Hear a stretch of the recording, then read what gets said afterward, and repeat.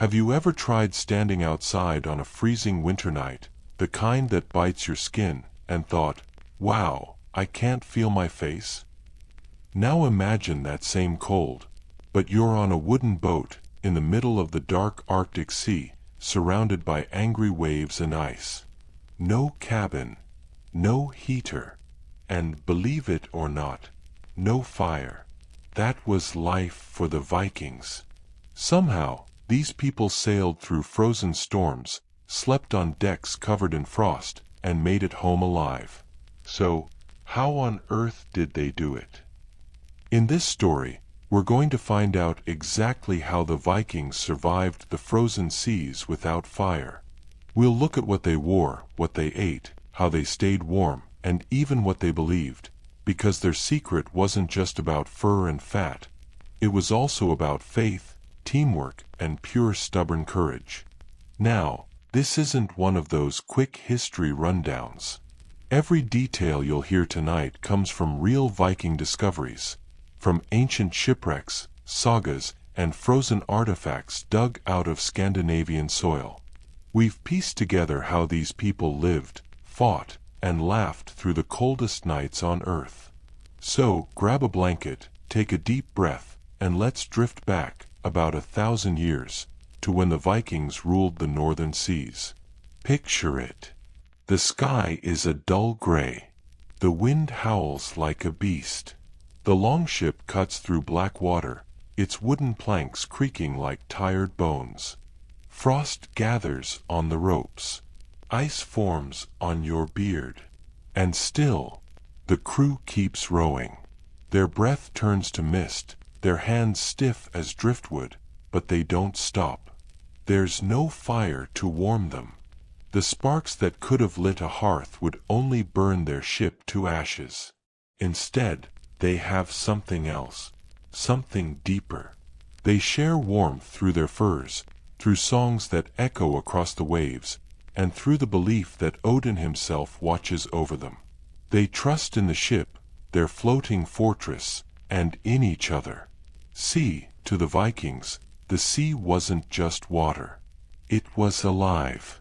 It was dangerous, yes, but also sacred. Every splash against the hull was like a heartbeat, reminding them that they were still here, still moving, still fighting the frost. And here's the wild part. They didn't see the cold as an enemy. They saw it as a test. Something to conquer with courage and cleverness. Because when you think about it, surviving the frozen sea isn't just about heat. It's about spirit. About finding a fire inside you when the world outside goes dark and cold. That's what we're diving into tonight. How the Vikings mastered the art of survival without a single flame. We'll explore their ships, their clothes, their food, their beliefs, and the small tricks that kept them alive through nights so cold, even the stars seemed to shiver. So stay with me, wrap up warm, and let's sail back into that frozen world, where the only fire that mattered burned deep inside their hearts. The sea was quiet, the kind of quiet that hums inside your ears. The longship floated in a world of silver and blue. Frost clung to every rope, every beard, every breath. The cold wasn't just around you, it was inside you. It crawled under your skin and whispered, "Good luck surviving me." The crew didn't talk much. What was there to say? Every word just came out as a puff of steam and disappeared into the mist. The only sound was the soft groan of wood bending under waves, and the slow rhythm of oars breaking the surface. Splash! Splash! You could smell salt, tar, and wet wool. And under it all, that strong Viking mix of fish, sweat, and regret. Probably not the scent of a modern luxury cruise, but hey, these guys weren't sailing for comfort. They were chasing life, trade, adventure, maybe a bit of raiding on the side. But right now, none of that mattered. What mattered was staying alive long enough to see land again. The frozen silence of the sea could mess with your mind.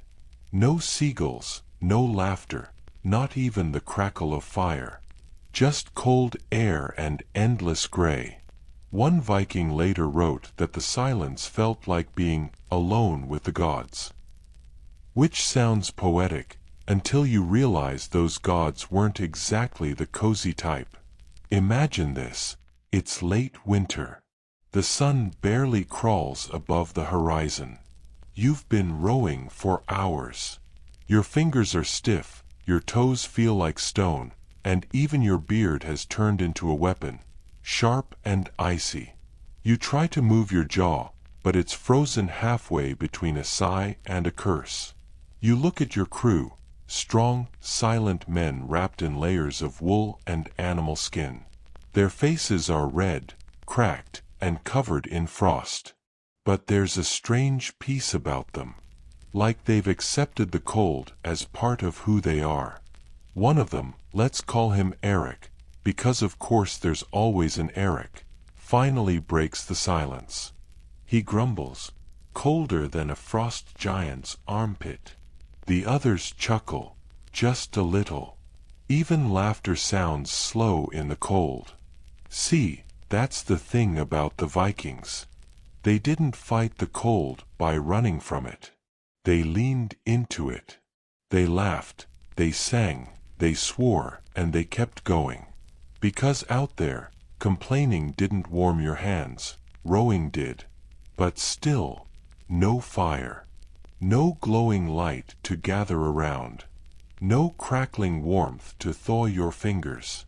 Just the sea and the ice and the endless breath of winter. So how did they do it?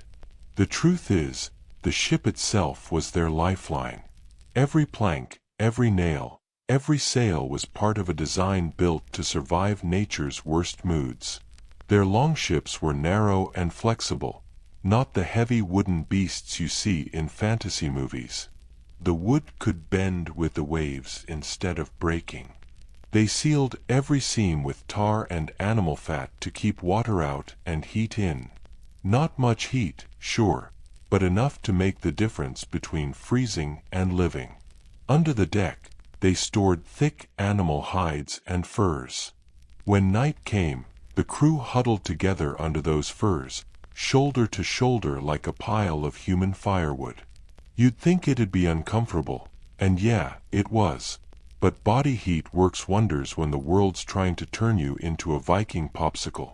When they needed rest, they took turns sleeping in small groups. The others kept rowing, singing, or whispering stories to keep their minds awake. They had songs about heroes, monsters, and gods who fought ice with courage. The rhythm of the oars matched the rhythm of their stories. Every stroke said, "We're still here. We're still moving." And maybe that's what mattered most. The cold couldn't stop them because they never stayed still long enough to freeze. Sometimes they'd pass floating chunks of ice, glittering in the pale light. The sea looked beautiful, in a dangerous kind of way. Like the whole world had been carved from glass. Some nights, if the sky was clear, they'd see the northern lights dancing above, green and purple ribbons flickering across the dark. For a moment, the cold didn't matter. They'd look up, mouths open, forgetting their aching fingers and numb legs. One old saga says that the lights were the armor of the Valkyries, flashing as they rode across the sky. Others said it was the reflection of great fires burning at the edge of the world.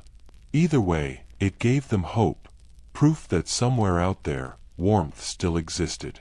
But make no mistake, the sea was cruel. Storms came without warning. Waves taller than houses crashed over the ship, soaking every inch of fur and cloth. The men would shout, "Row harder, bail water," and sometimes just laugh because, honestly, what else could they do? You can almost hear Eric shouting again, "If the sea wants me, it better ask Odin first." And the others roar with laughter, even as the wind tries to knock them flat. That mix of humor and defiance, that was the Viking way. The silence always returned, though. After the storm, after the laughter, there was just the quiet, that heavy, icy quiet that made every heartbeat sound like thunder. They learned to live with it, to breathe with it, to make peace with it. That's the frozen silence the Vikings carried with them, a silence that could freeze a man's bones, but also sharpen his soul. Out there, they found something we don't often find anymore: total stillness. No messages, no noise, no rush. Just you, your brothers, and the endless sea.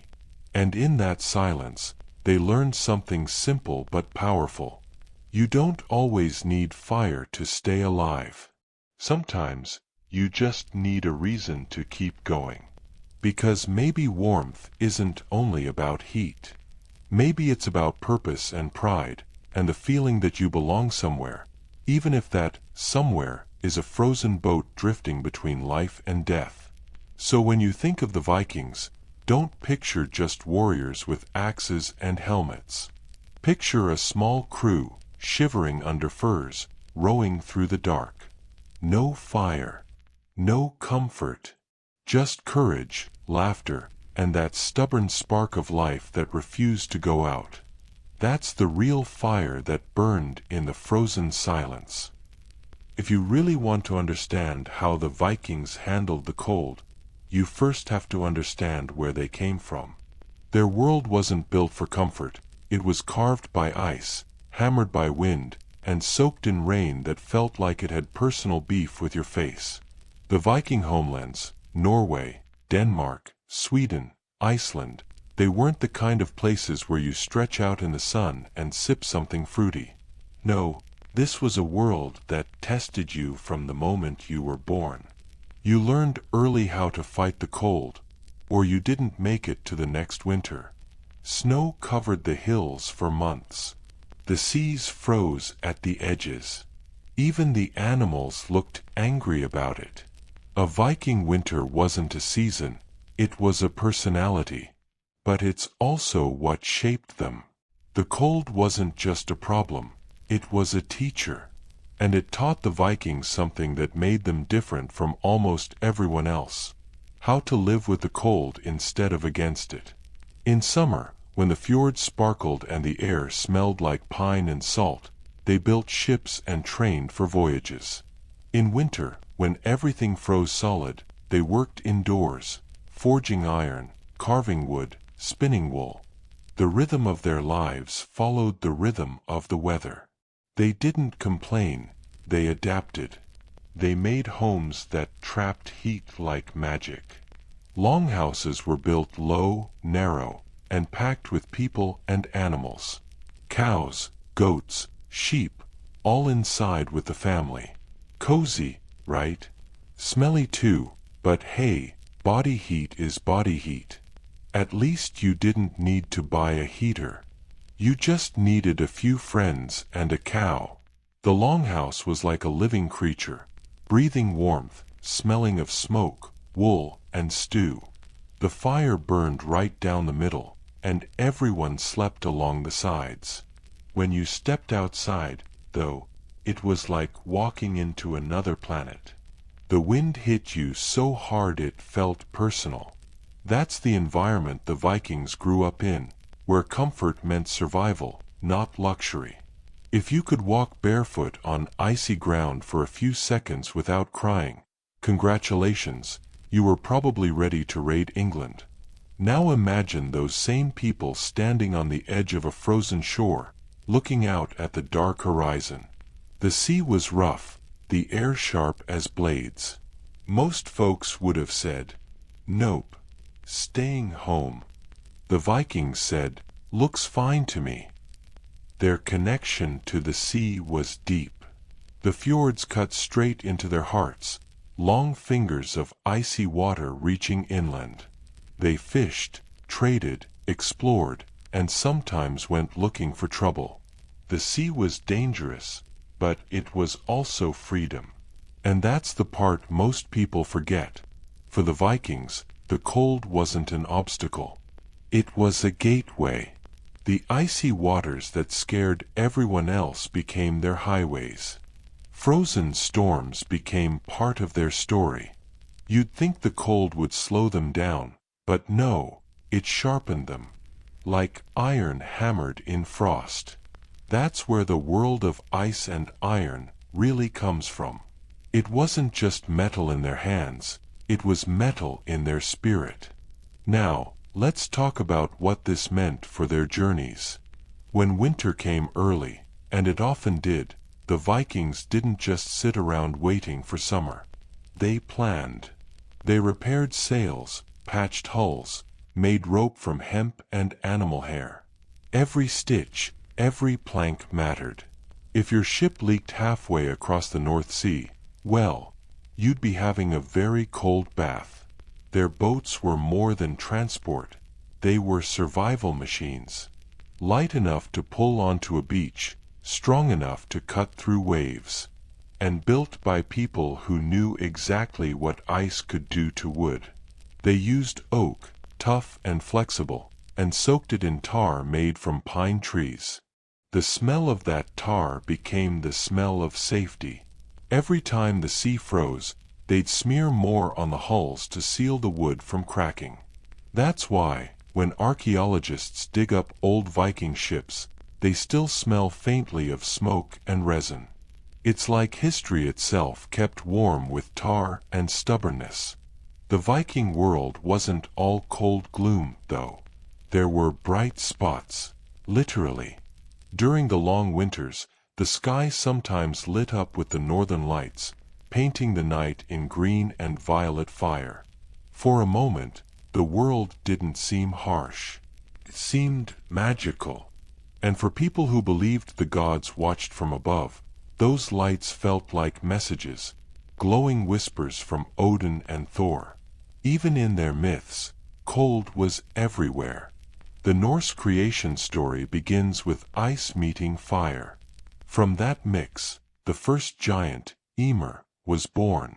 So to the Vikings, cold wasn't evil, it was part of creation itself.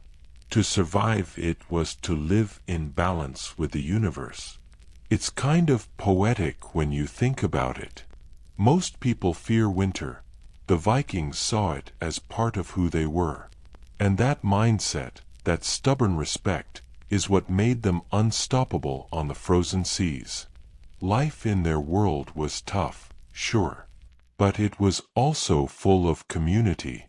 Neighbors helped each other, shared food, built together, sang together. When a storm hit, they didn't panic, they prepared. When the cold came, they didn't hide, they adapted. And all of this built the people who would later step into longships and sail toward the edge of the world. That's the thing. The Vikings didn't learn how to survive the frozen seas on the sea. They learned it at home, in that frozen, iron-hard world that raised them.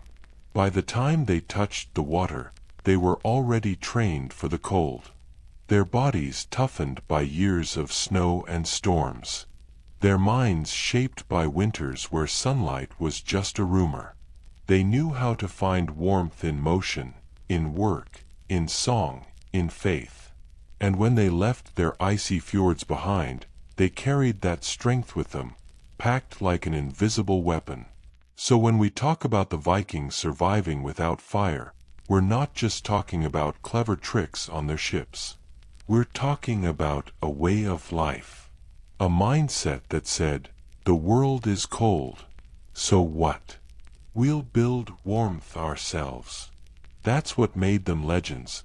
Not just the raids or the helmets or the sagas, but that raw endurance carved out of snow and iron. Their world of ice didn't freeze them. It forged them. So, you've got the picture now. Endless winter, a world carved by ice, and people too stubborn to freeze. But here's the real mystery. When those same people set sail across freezing oceans, how did they stay alive out there? I mean, no cozy fire pit, no warm cabin, no heated seats.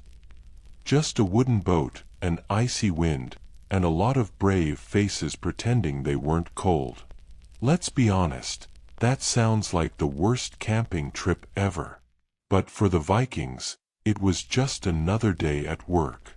Because their secret weapon wasn't fire.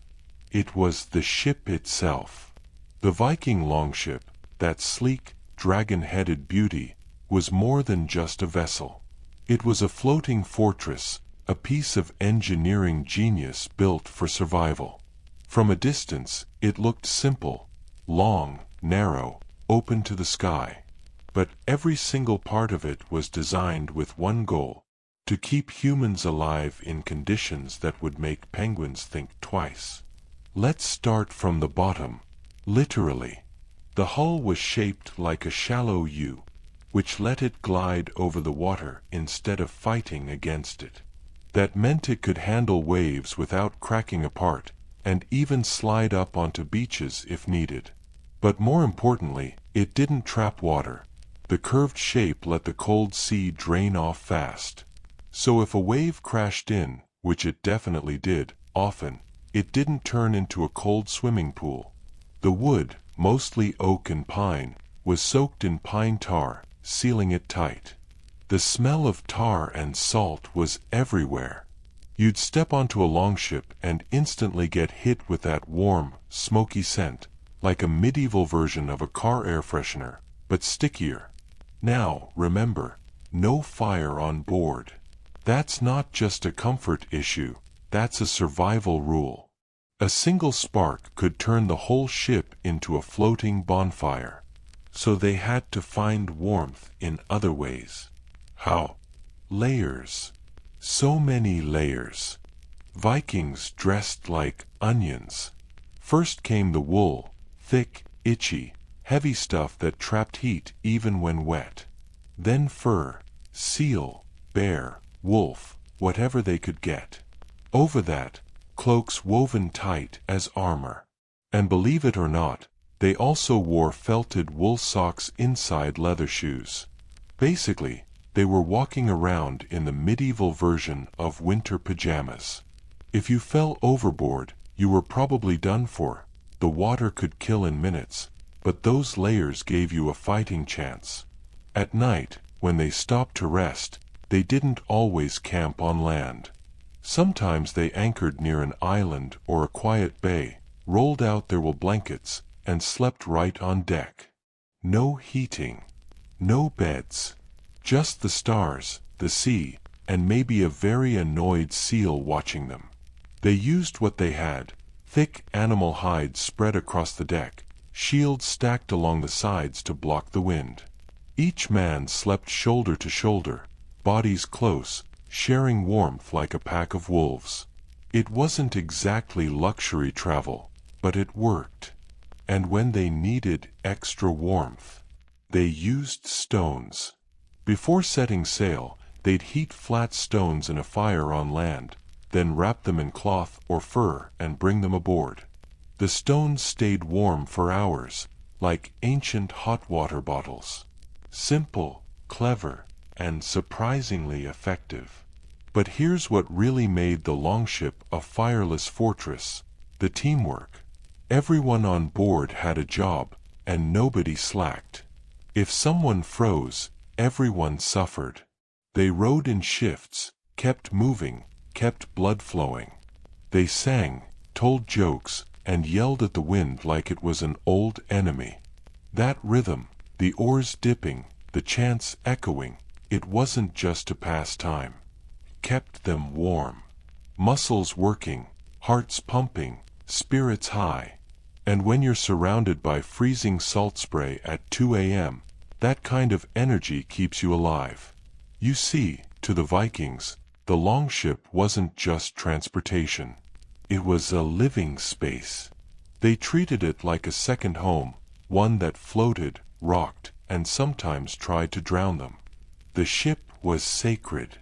They carved dragons or serpents on the bow to scare away evil spirits and sea monsters, or maybe just to scare their enemies. Either way, those carvings gave the ship a soul, a guardian, and maybe a little courage when the cold waves started whispering your name. Imagine this. It's the middle of the night. The moon's just a blur behind the clouds. You're on deck, wrapped in furs, your fingers stiff, your breath turning to frost. The sea is alive, black water heaving and sighing beneath you. Your ship creaks and groans, like it's speaking a language only sailors understand. You can't light a fire, so you huddle under a wet cloak, trying to steal warmth from the person next to you. The stars come and go through breaks in the clouds. And still, you row. Because that's what the Vikings did, they kept going. The longship was also ridiculously fast. Its sail, woven from wool, dyed red or brown, could catch even the faintest wind. And when the wind died, the crew rowed like a human engine. No time for breaks. No time for whining. They rode through frost, through fog, through storms that made the sea look like shattered glass. If ice started forming on the sides, they'd scrape it off with knives. If their hands froze, they'd breathe on them, grit their teeth, and keep rowing. Because every moment spent sitting still was a moment closer to freezing. It sounds harsh, and it was, but here's the weird part. Many Vikings loved the sea. They sang about it. They compared the sound of waves to the heartbeat of the gods. Sailing wasn't just a job, it was freedom. Out there, no king could tell you what to do. The horizon was yours. And for people born in a world of ice, that was worth the cold. So, when we call the longship a fireless fortress, it's not because it was safe or warm. It's because it turned a deadly environment into something human. It gave them movement. It gave them purpose. It gave them a way to live where others couldn't even breathe. And maybe that's the real secret. The Vikings didn't beat the cold with fire. They beat it with motion, design, and pure willpower. They didn't just build ships. They built survival on water. Next time you see a picture of one of those sleek wooden ships cutting through icy seas, remember, every plank, every nail, every scar in that wood carries a story of courage, of teamwork, of people who refused to bow to the cold. The longship wasn't warm, but it made warmth possible. And that's why it's not just a boat. It's a legend. Let's be honest, the phrase, frozen Viking adventure, doesn't exactly scream comfort. No fire, no heated cabins, no wool socks from IKEA. Just a bunch of tough people floating on a wooden plank in the middle of nowhere, while the sea tried its best to freeze them solid. And yet, they made it. Voyage after voyage, the Vikings survived the kind of cold that would make most of us call in sick to life itself. So how? What was their secret, their hidden warmth? Spoiler, it wasn't magic, but it was something close. First, we need to talk about food, because warmth starts from the inside. Vikings didn't have protein shakes or energy bars. Their diet was pure, heavy survival fuel. Salted meat, dried fish, thick slabs of whale fat, and the occasional chunk of butter. Yes, butter. Straight up. It sounds gross now, but fat was their best friend. It kept them full, fueled their muscles, and most importantly, it helped their bodies trap heat. You could say Vikings didn't eat to live, they ate to not freeze. And when they were out at sea, they didn't have time for fancy meals. They brought food that lasted, dried fish like stockfish, jerky made from reindeer or seal, and flatbread hard enough to break a tooth on. They'd soak it in seawater or ale to soften it, chew for a while, and keep rowing. Simple, salty, strong. The kind of diet that says, I don't have time to die today. Then there was drink. And yes, before you ask, Vikings loved their ale and mead.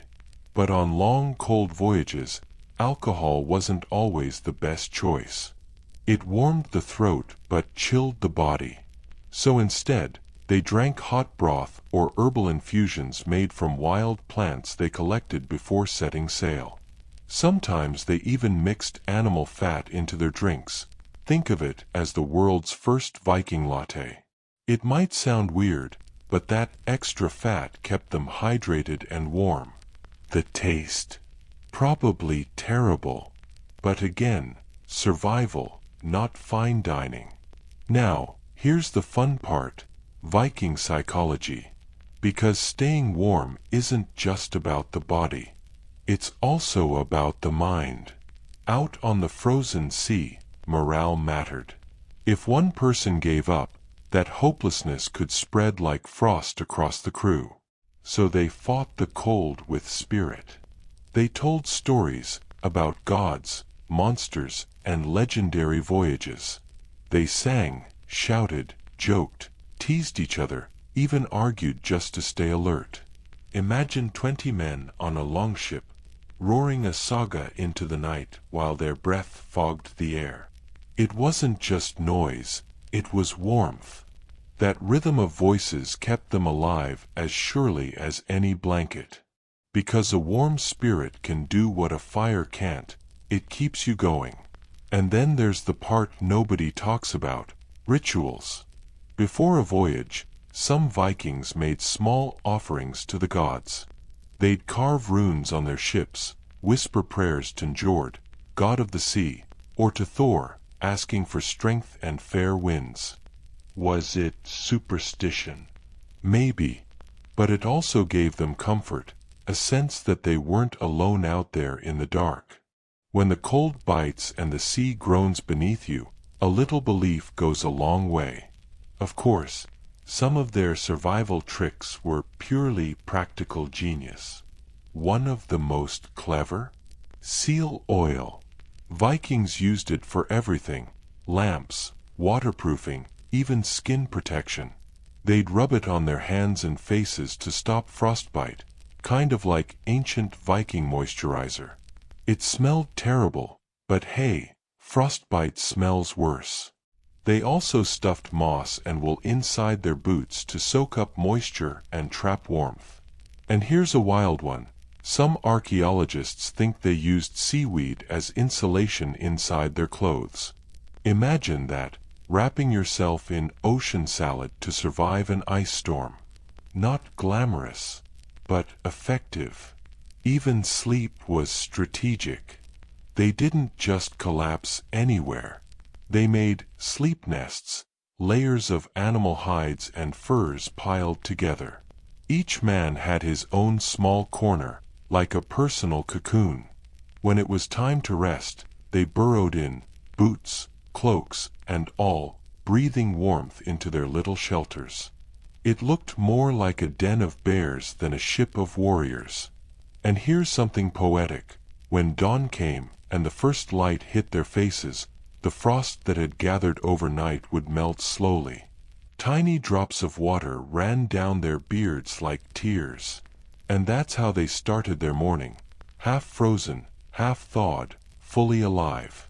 But the greatest secret of all? Movement. Vikings never stopped moving. If the ship wasn't sailing, they were rowing. If they weren't rowing, they were hauling, mending, sharpening, scraping. Stillness was their enemy. You stop too long, and the cold takes you. So they turned their survival into rhythm, a heartbeat of action. Every oar stroke was a spark. Every laugh, a little bit of fire. That's how they stayed warm, by staying alive. It's easy to look back now and think, wow, those guys were superhuman. But really, they were just incredibly adaptable. They understood nature, the wind, the water, the cold, and they worked with it, not against it. That's something we've mostly forgotten. We see winter as something to fight. They saw it as something to respect. You don't beat the cold by running from it. You survive it by learning its rhythm. So, when a Viking stood on the deck, staring out at the endless gray horizon, he didn't just see danger. He saw challenge. He saw the edge of the known world, and beyond it, something worth freezing for. And maybe that's the hidden warmth right there. Not in fires or furs or broth, but in the heart.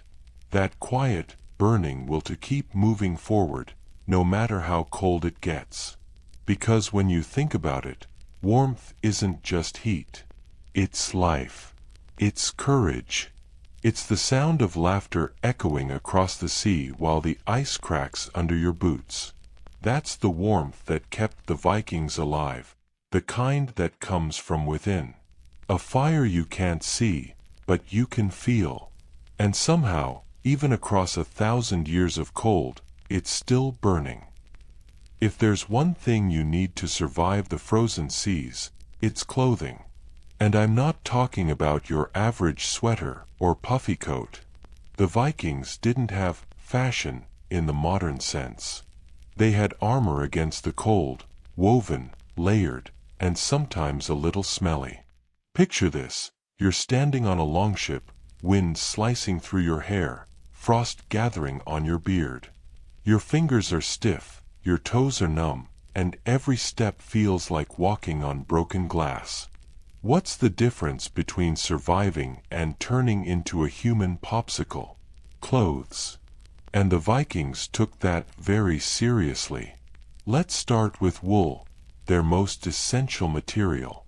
Wool keeps heat in, even when it's wet. And out on a ship with waves crashing over the deck, being wet was basically a given. They wore woolen tunics, trousers, and socks, usually layered, sometimes 3 or 4 layers deep. Layering was key. Each layer trapped a bit of air, which acted like natural insulation. So even if the outer layer was soaked in seawater, the inner layers stayed relatively warm. Over the wool, they added fur. And not just a little trim. I'm talking full-on seal, bear, or wolf pelts. These weren't just for style points. Furs trapped heat and blocked wind. They were also very heavy. Imagine rowing a boat in a costume made of blankets. Not easy, but effective. Leather played another important role. Boots, gloves, and belts were made from thick leather. It kept the wind out and the warmth in. Some boots were stuffed with moss or wool for extra insulation. Yes, moss. It might sound weird, but it worked like a charm. You'd be walking on ice in sub-zero temperatures, and your feet would still survive. Gloves and mittens were layered, too. Thin linen closest to the skin, wool on top, then leather. And the Vikings often coated their hands with seal or whale fat to stop frostbite. Basically, they were the original inventors of waterproof hand cream. Let's not forget headgear. They didn't wear horns. Sorry, Hollywood lied. Instead, they had wool or fur caps that covered their ears. Some had leather linings, tied under the chin to keep wind from sneaking in. And when the cold got really nasty, they would even wrap scarves of wool around their faces, leaving only eyes exposed. It sounds extreme, because it was, but out on a frozen ocean, extreme was necessary. Layering wasn't just functional, it was also strategic. The Vikings could add or remove layers depending on activity. Rowing. Take off a layer to prevent overheating. Resting in the cold? Pile them back on to trap every bit of warmth. They learned early that temperature is relative. You're not trying to feel warm, you're trying to stay alive. And here's a fun fact: Vikings also used oil. Seal and fish oil, rubbed on their clothes or skin, acted as windproofing and waterproofing. It also smelled potent. Imagine sitting next to someone on a longship whose cloak smells like a fish market mixed with a barbecue. Survival comes with compromises. They even had protective leggings made of layered cloth and leather for sailing through icy spray. Some scholars think the layering also prevented chafing during long hours of rowing. So, comfort and survival, hand in hand, as much as they could manage in the middle of the North Sea. Women and men dressed similarly for harsh voyages. Women didn't sit at home waiting for them. Some joined the voyages, carrying infants and supplies. The clothing was functional, and everyone learned how to manage it. Layering, oiling, tying, tucking, it was a skill as vital as handling an oar. Even jewelry had a purpose. Small amulets of Thor's hammer or Odin's symbols were often tucked into layers of clothing. Not just decoration, they were meant to protect the wearer from harm, frostbite, or misfortune. Think of it as spiritual insulation. The Vikings also had a trick for extreme cold: preparation. Before a voyage, they would condition their bodies and clothes for the cold. Wool tunics were washed in cold water to shrink them and make them tighter. Furs were softened and cleaned, oils applied. Leather was treated to resist water. It wasn't throw on some clothes and hope for the best. It was engineering warmth. Every stitch mattered. Every layer was deliberate. And there's a psychological side, too. Layered clothing made them feel safe. Even when waves crashed over the deck or frost clung to their lashes, there was a comfort in knowing your body was protected. It's like wearing armor, only softer and warmer. The cold still hurt. It still bit. Fingers went numb. Toes went stiff. Beards froze into tiny icicles. But clothing was their first line of defense, and a big part of why they survived where others would have turned back. Let's not forget one of the coolest Viking inventions: mittens that doubled as gloves. They could pull the top flap back, exposing fingers when precision was needed, then cover them back up when freezing winds returned. Imagine that, working, rowing, cooking, all while keeping your hands warm enough not to lose them to frostbite. Even the simplest clothing items had clever design. Every button, tie, belt, and fold had a purpose: holding warmth, keeping wind out, or preventing water from soaking through. And through it all, humor never left them. They might groan about itchy wool or complain about fishy-smelling oil, but laughter, jokes, and camaraderie kept morale high. And in freezing conditions, morale is basically a survival tool. So, the art of Viking clothing wasn't just about fashion or status. It was science, skill, and a bit of trial and error. It was understanding wind, water, and frost, and turning materials into life-saving armor.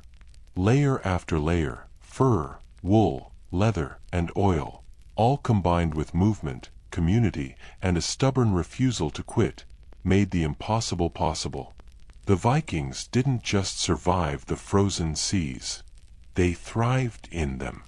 Their clothing wasn't decoration, it was survival, built into every stitch, every hide, every coat. And when you picture them rowing across the North Sea, faces red from frost and eyes bright with determination, remember this: every layer, every fold, every fur was a tiny fire of human ingenuity against the ice. That was the hidden warmth of the Vikings, a warmth that wasn't just physical. It was cleverness, preparation, and spirit woven together. And with that, they could face anything the frozen seas threw at them. When you picture Vikings, you probably think of axes, longships, and maybe horned helmets, but not food. Yet, if you want to survive the frozen seas without fire, food isn't just important. It's survival. And the Vikings were masters at turning the harshest ingredients into the fuel that kept them rowing, hacking, and laughing through frostbite. First, Let's talk calories. Cold burns energy like a tiny furnace in your body. If you're rowing for hours in freezing winds, eating a carrot isn't going to cut it. Vikings needed dense, energy-packed food to stay alive. And they had it. Salted meat, beef, pork, sometimes horse, was a staple. Salt preserved it, kept it edible for months, and packed the calories they needed. Some of it was chewy enough to double as a workout. Chewing frozen jerky on a rocking longship? That counts as CrossFit. Fish was everywhere.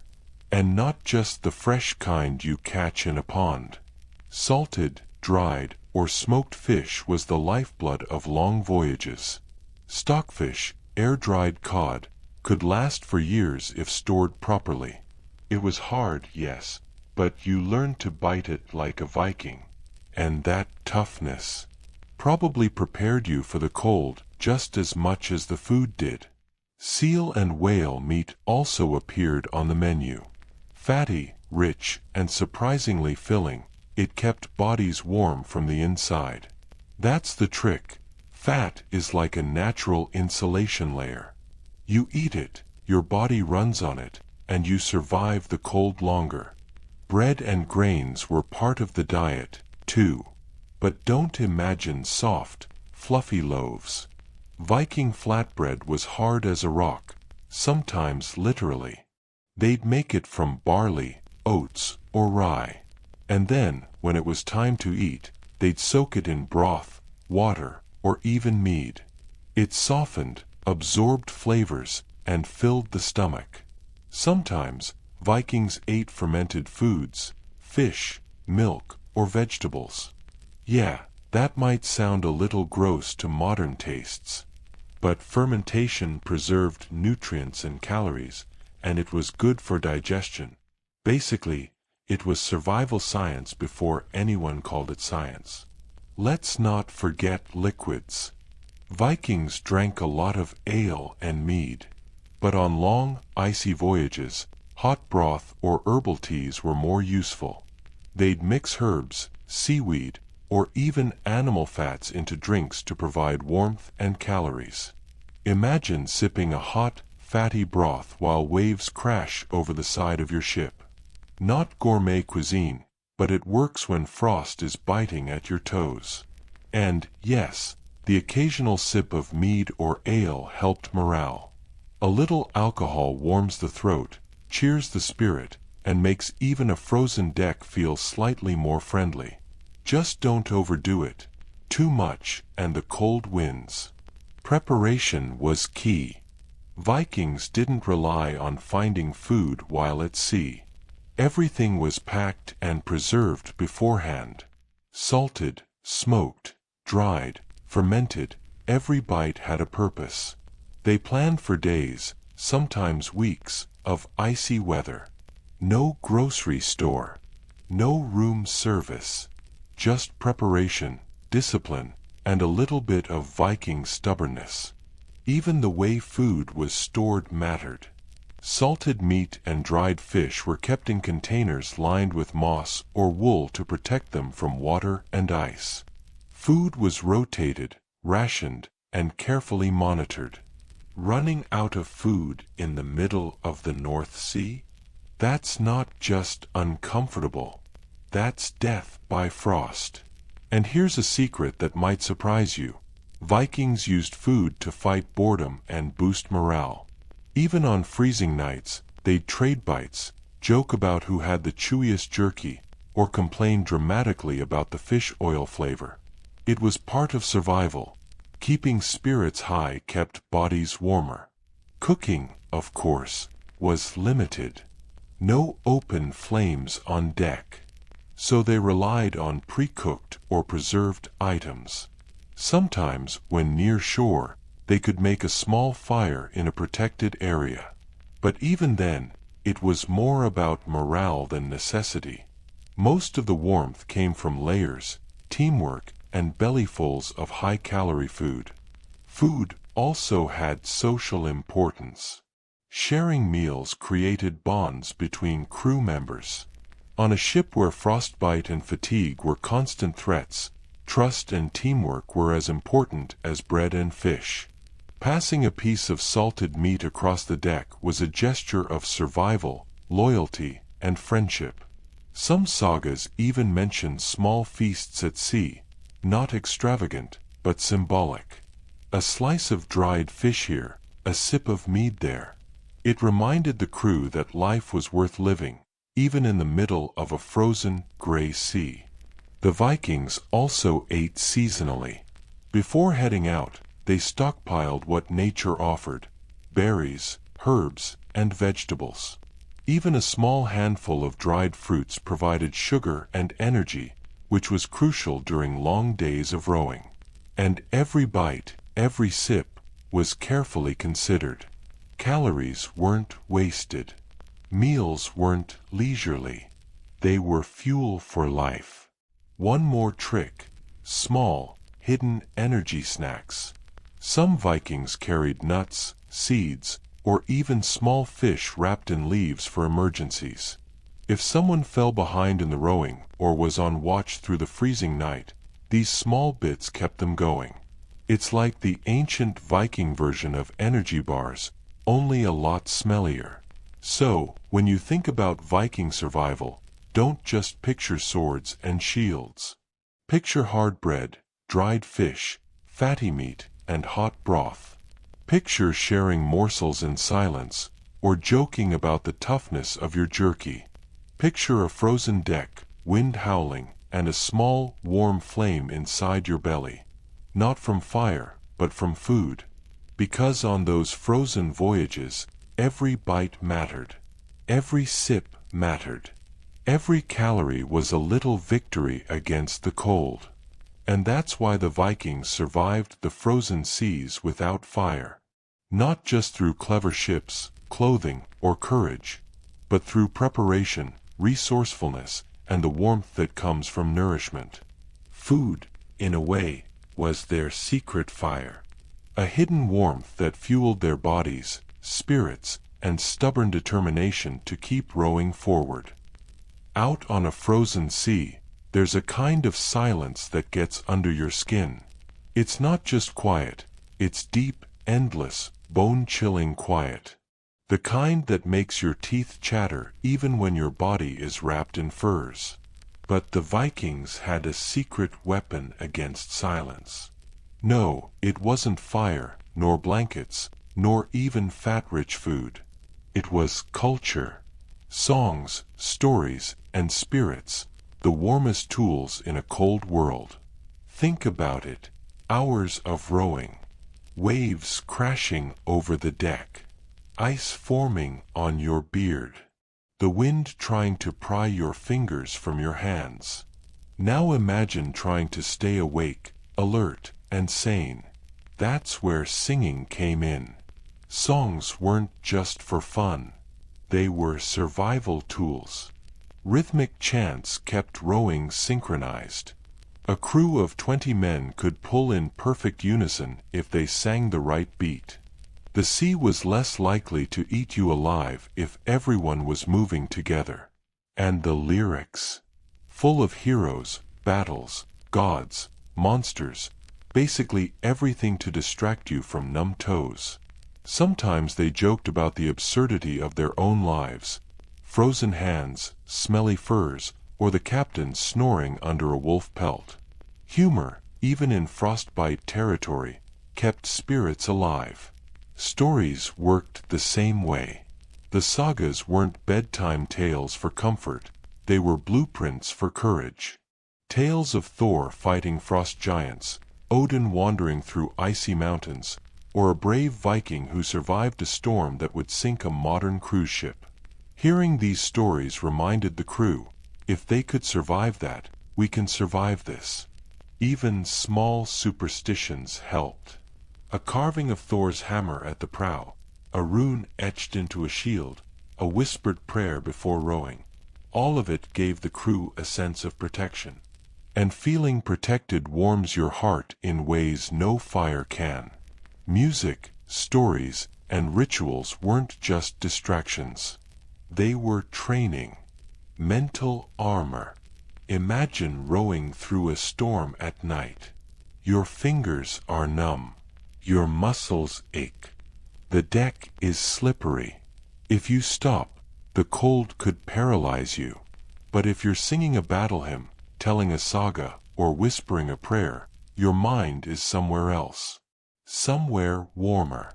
That mental warmth is subtle, but powerful. It's why the Vikings could face the same freezing winds over and over, year after year. There's also a social element. Life on a longship is cramped. Everyone lives, works, and sleeps within arm's reach of each other. Sharing a story or a joke isn't optional. It's survival. Rowers who laughed together, joked together, sang together, stayed alert. Those who sulked or withdrew. They risked more than frostbite. They risked losing connection, and connection was as vital as furs or food. Songs and stories also passed knowledge.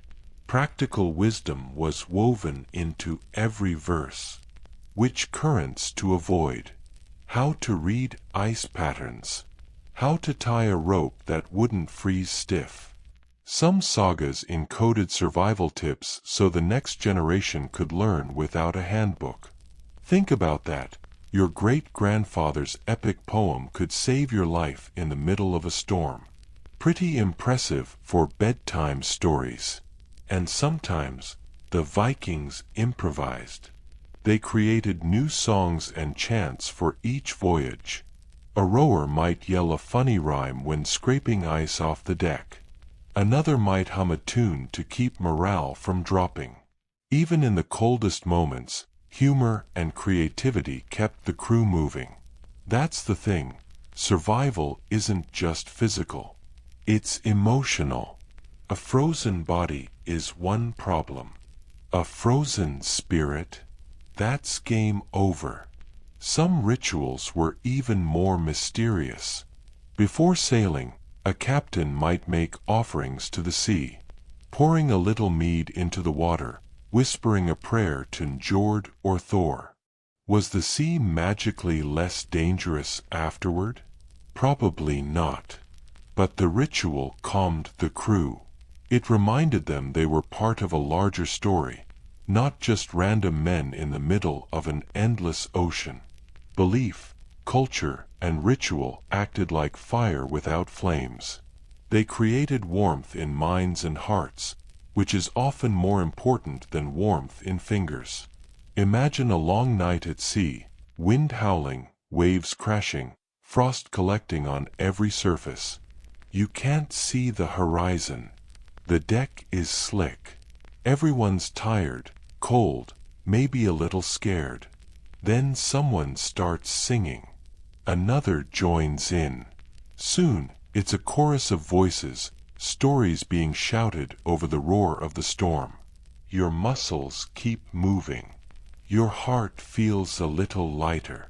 The cold isn't gone, but your mind has warmth. And humor was always part of it. A sailor might joke that the frost giants were laughing at them. Another might tease the captain for snoring like a walrus.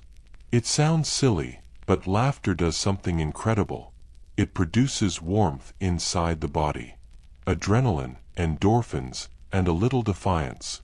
Suddenly the world seems slightly less hostile. Culture was their psychological survival kit. Without it, the sea could have turned them into frozen statues. With it, they thrived, singing, storytelling, joking, believing. The takeaway is simple.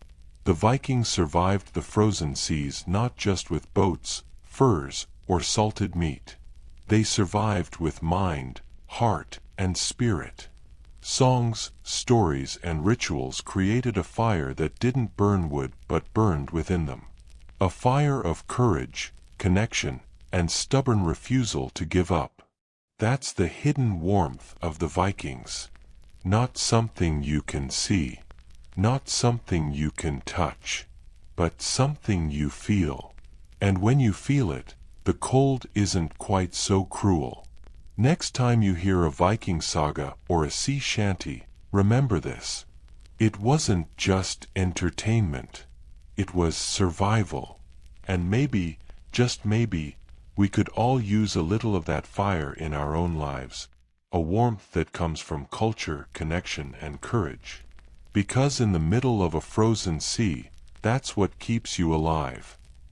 Let's be honest, when people think Vikings, they also think mead. Golden, honey-sweet, legendary mead, poured into horns and raised to the sky. You can almost hear the cheers echoing across the fjords. To Odin, to victory, to not freezing to death tonight. But here's the real question. Did alcohol actually help them survive the cold, or just make them think they were warm? Let's find out. First, a bit of honesty. Alcohol feels like fire. That's the trick. You take a sip, your chest warms, your cheeks flush, and suddenly the world doesn't seem so icy. But scientifically, it's a lie. Alcohol opens up your blood vessels, moving warm blood from your core to your skin. That's why your face gets red, and why you feel warmer. But in reality, your body is losing heat faster. So, in extreme cold, it's not warmth. It's a magic trick. A dangerous, tasty, honey-scented magic trick. Still, the Vikings weren't fools. They knew mead wasn't a substitute for a fur cloak or a strong sail. But they used it wisely, not to fight the cold, but to fight fear, fatigue, and frostbitten spirits. Mead was morale. It was liquid courage when the world turned gray and endless. It was how you told your crewmate, we're still alive. We're still laughing. We're still here. So, what exactly were they drinking? Mead was the classic. Honey, water, and thyme. Sometimes flavored with berries, herbs, or even tree bark. Yes, bark. Viking cocktails were wild. They brewed it in barrels, stored it in skins, and brought it on voyages in small, precious amounts. It wasn't something you guzzled, it was something you shared. Ale was more common, made from barley or rye, low in alcohol but high in calories. Think of it as the Viking version of Gatorade. It kept them hydrated, gave a little energy boost, and maybe made the storm sound less terrifying. And then there was Jor, a kind of strong ale, and MJR, the traditional mead. Some wealthier crews even carried wine traded from southern lands. Imagine that, sipping imported luxury while ice formed on your beard. But here's the twist. Vikings didn't just drink for fun. They ritualized it. Drinking wasn't random, it was sacred. They had toasts, each one meaningful. Skull. A cheer for life, friends, and victory. To the gods. Asking for protection on the journey. To the ancestors. Honoring those who had sailed before. Each sip connected them to something bigger, to memory, myth, and each other. Even in the middle of an endless frozen sea, that sense of connection created warmth no fire could match. Now, picture this. Night has fallen. The stars are sharp and cold. The ship creaks under a thin crust of ice. Everyone's tired, quiet, wrapped in furs. Then, the captain opens a small flask. He passes it around. Each man takes a sip. It burns a little going down. That's the fire part. Someone cracks a joke about the taste. Someone else sings a line from a saga. And suddenly, the cold feels smaller. That's the real purpose of mead at sea. Not warmth of body, but warmth of soul. Of course, moderation mattered. A tipsy crew isn't exactly ideal when waves the size of houses are slamming into your boat. So drinking was usually done at rest, not while sailing. A calm night, anchored near shore, stars above, that's when you drink. And it wasn't just alcohol. Sometimes, Vikings made hot broths or herbal mixes that mimicked the feeling of warmth without the hangover. Drinks with seaweed, herbs, or animal fat. Gross. Maybe. Effective. Absolutely. Interestingly, mead and ale also had nutritional value. In an age when water could freeze or spoil, fermented drinks stayed safe to consume. They provided calories, sugars, and a small mood lift, all crucial for survival. So yes, the Vikings might have raised their horns for Odin, but they were also keeping themselves hydrated and energized. Practical and spiritual. That's the Viking way. And you can bet the stories got better after a few horns of mead. A quiet night could turn into laughter, boasting, or wild sagas about sea monsters and frost giants. Sometimes, a sailor would remember wrestling a whale. Other times, he'd claim to have outdrunk Loki himself. Exaggeration was part of the fun, and fun was part of survival. Because when your world is frozen, every laugh is a flame. Now, not every ship had enough mead for long voyages. When supplies ran low, they'd ration it carefully, a sip per man, only on the coldest or hardest nights. That tiny taste could boost morale more than any blanket. A reminder that life was still sweet, even in the middle of the frozen sea. So, did alcohol save the Vikings? Not exactly. But it helped them feel alive when the world around them looked like death. It gave them courage when fear crept in. It brought laughter when silence got heavy. It built bonds that no storm could break. In a way, mead was their emotional fire. Not something to warm the hands, but something to warm the heart. And maybe that's why we still picture Vikings raising their horns, shouting, "Skål," against the storm. It wasn't about getting drunk. It was about staying human. And on the frozen seas, that was the greatest survival skill of all.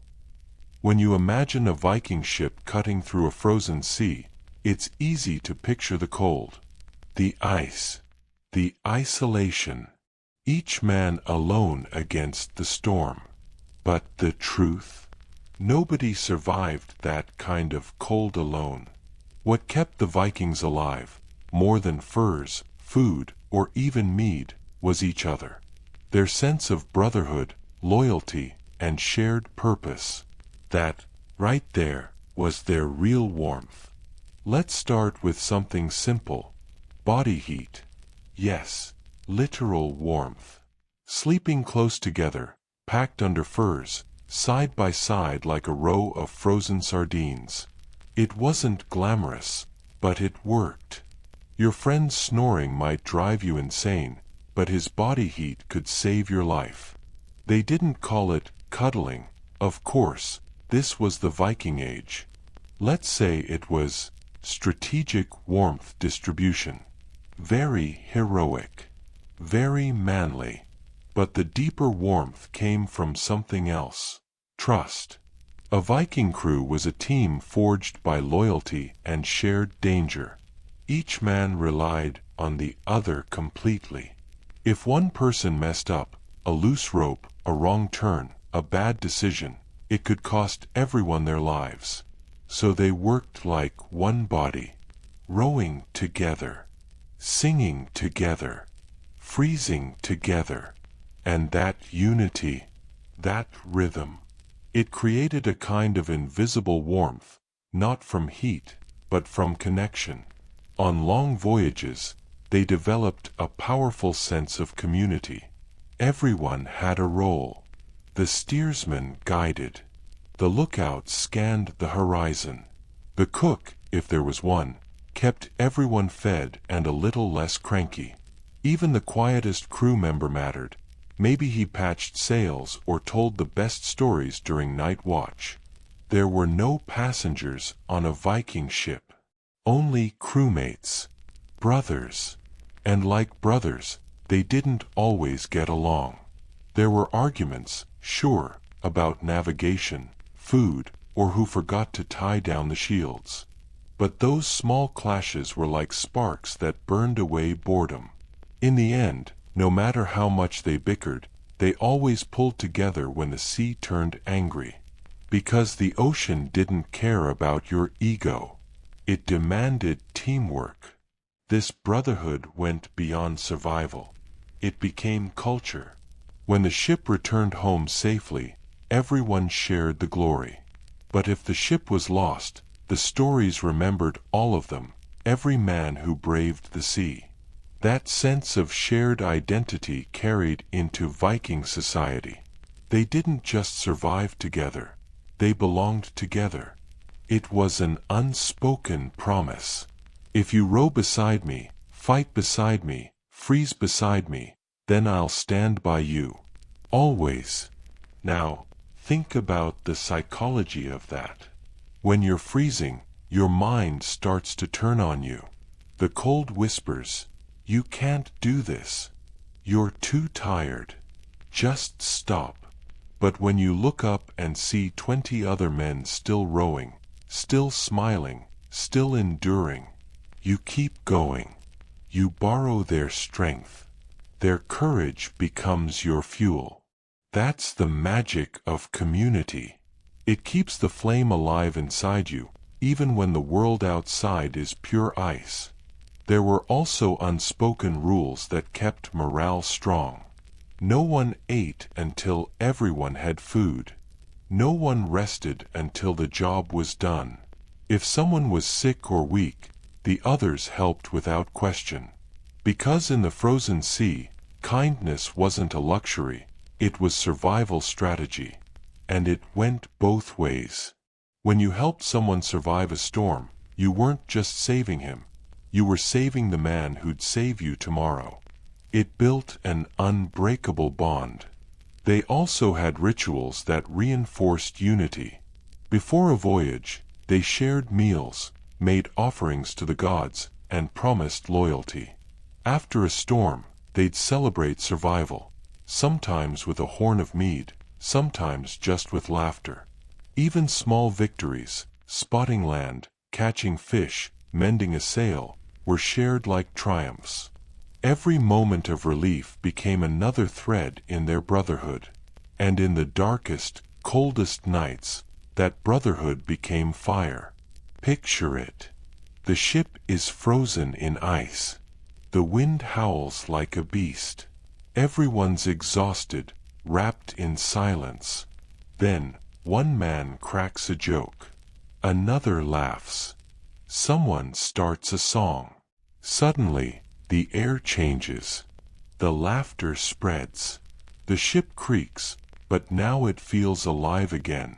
That's not just morale, that's warmth. Even the sagas celebrate this. Not the lone hero standing in the snow, but the crew that endured together. The stories that survived weren't about cold or hardship, they were about loyalty. The Vikings knew that one man can be brave, but a crew can be unstoppable.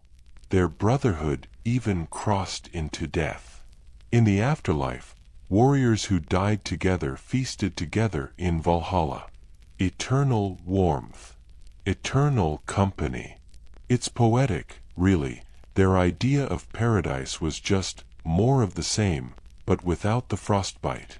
So, yes, for cloaks kept out the wind, and salted fish kept the stomach full. But when the real cold came, the kind that seeps into your thoughts, the only cure was companionship. Because in the end, warmth isn't just a temperature. It's a feeling. It's trust, laughter, loyalty. And the Vikings understood that better than anyone. They didn't just survive the frozen seas because they were strong. They survived because they were together. That's the secret warmth that no fire can give, the fire of brotherhood. If the Vikings had a superpower, it wasn't just courage or strength, It was engineering. Their longships were more than just boats. They were survival machines. Floating fortresses designed to conquer wind, waves, and winter itself. So let's climb aboard one and take a closer look at how these wooden beasts kept their crews alive on frozen seas, without fire and without fear. First, picture it. A sleek, narrow hull cutting through icy water. The ship is long, maybe 70 feet, but light enough to carry across land if needed. The sides curve like the ribs of a sea creature, and the bow rises proudly, carved with dragons or serpents that stare straight into the storm. This wasn't just decoration. Those carvings were meant to scare off evil spirits, or at least, make them think twice before messing with Vikings. A little supernatural insurance never hurt anyone. But the true genius was in the design. Longships were built using a method called clinker construction, overlapping planks of oak riveted together with iron nails. This made the hull flexible, able to bend and move with the waves instead of fighting them. Other ships of the era cracked in storms. Viking longships danced with them. That flexibility was a form of protection. It meant fewer leaks, less damage, and fewer freezing feet. And the gaps between the planks were sealed with wool or animal hair soaked in tar, a waterproof mix that kept icy water out and a tiny bit of warmth in. Now, let's talk speed. Longships were fast, absurdly fast for their time. They could slice through the water at up to 15 knots, that's about 28 kilometers per hour, powered by both sail and oars. In the frozen north, speed wasn't just a luxury. It was survival. The faster you moved, the less time you spent exposed to biting wind and cold waves. Think of it as outrunning hypothermia, Viking style. Inside the ship, life was simple and tough. There was no lower deck, no cozy cabins, no fireplaces. Just one open space for everyone and everything. The crew sat on wooden chests that doubled as storage. Inside were spare clothes, tools, weapons, and maybe a small piece of comfort, a charm, a comb, or a bit of home. At night, they spread out animal hides and blankets, curling up together for warmth under the stars. It wasn't much, but it was enough. Because every inch of that ship was designed for efficiency. Even the sail had a role in keeping them alive. Made from tightly woven wool, it was thick and heavy, and waterproofed with animal fat. When the weather turned rough, they'd lower it and use it as a makeshift tent to block the wind. It turned the longship into a temporary shelter, not a five-star hotel, but not bad for the middle of the North Sea. Sometimes, they even lined the inside of the ship with straw or moss to insulate the floor. It helped keep the cold from seeping through their boots, and gave the occasional illusion of comfort. And while fires were too dangerous to light on board, some ships carried clay pots filled with coals from shore fires. They didn't produce flames, but they gave off a gentle glowing heat, just enough to thaw fingers or warm a meal. Think of them as the Viking version of portable heaters. Of course, balancing a pot of hot coals on a wooden deck during rough seas?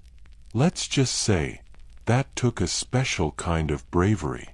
But what really made the longship a fortress was how it brought people together. There were no walls, no privacy, just teamwork. Everyone could see everyone else. That meant problems were spotted early. A loose rope, a broken oar, a man starting to nod off from the cold. It created unity. Every creak of the hull, every splash of a wave, every breath of wind, they faced it together. And the ship itself felt almost alive. Sailors gave their vessels names: the Wave Serpent, Sea Stallion, Raven of the North. They treated them with respect, sometimes even reverence. Before voyages, offerings were made, a splash of ale, a whispered blessing, a hand on the carved prow. Because when the sea was trying to kill you, your ship wasn't just wood and nails, it was your best friend. Now imagine a storm. Waves crashing, wind screaming, salt and snow whipping your face. The sail is down, the oars are out, and the men are rowing in perfect rhythm. The ship rises on one wave and dives into another, but it holds. It groans, creaks, and flexes, but it never breaks. The wood bends like muscle. The ropes strain like veins. And the men, cold, soaked, exhausted, still move together. That's not just engineering. That's poetry in motion. When the storm passes, the longship sits steady, covered in frost but still floating proudly. The men laugh, slap the sides of the hull, and give thanks, not just to the gods, but to their ship. Because it wasn't just transportation. It was home, shelter, and shield, all rolled into one. Even on calmer days, the ship shaped their lives. It taught them rhythm. It taught them trust. It reminded them that survival came from unity, not comfort. Every time they set sail, they entered a contract, man and ship, flesh and wood, courage and craftsmanship, all depending on each other to make it back alive. So yes, the Vikings faced the frozen seas without fire. But they weren't defenseless. Their longships were fire in another form, not flames, but motion, ingenuity, and willpower. Each plank, each nail, each carved dragon's head was a promise. We were born to face the storm and come home again. The longship wasn't just a vessel. It was a survival philosophy. Simple, strong, flexible, and full of life. And thanks to it, the Vikings didn't just travel through the frozen world. They conquered it. Imagine this. You're on a Viking longship, somewhere between Norway and who knows where. The sea stretches endlessly, cold and gray. The clouds are so thick they've swallowed the sun, and the stars? Gone, hidden behind curtains of mist and snow. No GPS, no compass, no handy, you are here, map. And yet, somehow, the Vikings always found their way. How? Well, let's just say they had some tricks that would make even modern sailors raise an eyebrow. First off, the Vikings had what we might call ocean memory. Generations of sailors passed down knowledge not from books, but from stories, songs, and experience. They didn't just memorize coastlines, they felt them. They knew how a certain stretch of water sounded against the hull. They knew the taste of the air before a storm. And they could sense when they were near land just from how the wind changed direction. That's not magic, that's mastery. Centuries of observation turned into instinct. But when even the senses failed, when the sea was wrapped in fog or snow, they used something far more mysterious, the sunstone.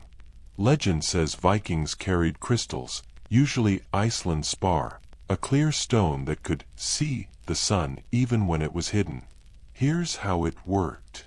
When held up to the sky, the stone could polarize light, splitting it into patterns that showed where the sun was behind the clouds. By rotating it until both halves looked equally bright, they could pinpoint the sun's position. Basically, a natural navigation tool, 1,000 years before sunglasses. And you have to admit, that's pretty cool. But they didn't just rely on stones. They also had sun compasses, wooden discs with markings that showed how shadows shifted throughout the day. By comparing the length and angle of the shadow, they could figure out their latitude and direction, even when sailing deep into the north. No magnets, no satellites, just sunlight, shadows, and smarts. When clouds rolled in and blocked the sun completely, they'd switch to reading the sea itself. The color of the water told them if land was near. It grew lighter and greener the closer they got to shore. The direction of the waves could reveal distant islands, bouncing off coastlines long before the sailors could see them. Even the flight of seabirds gave clues. Certain birds only flew a specific distance from land. If a raven circled overhead and then turned sharply in one direction, the Vikings followed. It's said that the famous explorer Floki Vilhjalmsson, the one from the sagas, used ravens to find Iceland. He released them from his ship and followed when they flew toward land. A navigation system made of feathers. But let's not romanticize it too much. Sometimes things went wrong. There were stories of voyages where fog trapped ships for days. No stars, no sun, just endless gray. Sailors grew anxious, unsure if they were going in circles or straight into nowhere. That's when their greatest navigation tool came into play: trust. They trusted the helmsman. They trusted the rhythm of the waves. And sometimes they trusted fate. Because when you live in a world ruled by gods and giants, getting lost at sea might just be Odin's way of testing your courage. But here's the thing, even when they got lost, the Vikings didn't panic. They adapted. They'd throw over a rope with knots to measure how fast they were moving. They'd dip buckets to taste the water. Saltier meant open sea, fresher meant rivers or land nearby. They'd listen to the echo of their own voices bouncing off invisible cliffs through fog.